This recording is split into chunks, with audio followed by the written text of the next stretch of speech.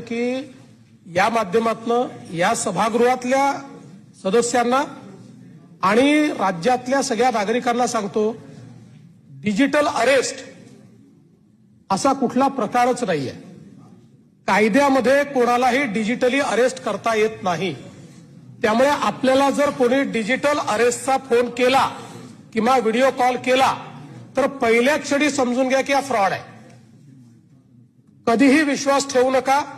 100% हा फ्रॉड आहे. कोणीही कुठल्याही कायद्यान्वये कोणालाही डिजिटल अरेस्ट करू शकत नाही. आपल्या हे डिजिटल अरेस्टचा अर्थ असा आहे की तुम्हाला एक फोन येतो, व्हिडिओ कॉल येतो. त्या व्हिडिओ कॉलवर समोर बसलेला कधी स्वतःला सीबीआयचा अधिकारी सांगतो, कधी पोलीसचा अधिकारी सांगतो, कधी कस्टमचा अधिकारी सांगतो आणि मग तिथनं तो म्हणतो की तुम्ही पार्सल मागवलं होतं का, तुमच्या नावाने पार्सल आलाय, त्याच्यामध्ये ड्रग्ज सापडलेले आहेत आणि म्हणून तुम्हाला आता आम्ही डिजिटल अरेस्ट करतोय, तुम्ही हलायचं नाही, या स्क्रीन पुढे राहायचं. आणि मग त्यांच्याशी मांडवली करून तुम्हाला 20 लाख रुपये द्यावे लागतील, तुम्हाला 40 लाख रुपये द्यावे लागतील. आणि सामान्य जो माणूस आहे तो बिचारा त्या ठिकाणी घाबरून ते पैसे त्यांना ऑनलाईन ट्रान्सफर करत जातो.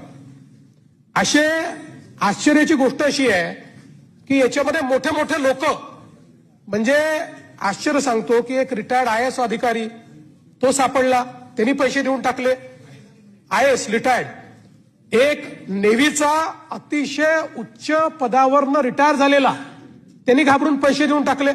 म्हणजे आपले जे काही पेन्शनचे याचे त्याचे पैसे जे आपल्या बँकेच्या अकाउंट, आणि मग यांची पुढची मोडस ऑपरेंडी अशी आहे की ते पैसे खात्यात आल्याबरोबर वेगवेगळ्या खात्यांमध्ये पटापट त्या खात्यातनं ते जातात आणि असं करत ते कुठेतरी विदेशातल्या एखाद्या खात्यात चालले जातात. आणि याचं अनेक केसेसमध्ये तर असं लक्षात आलंय पूर्ण ऑपरेशन हे विदेशात नव्हतं.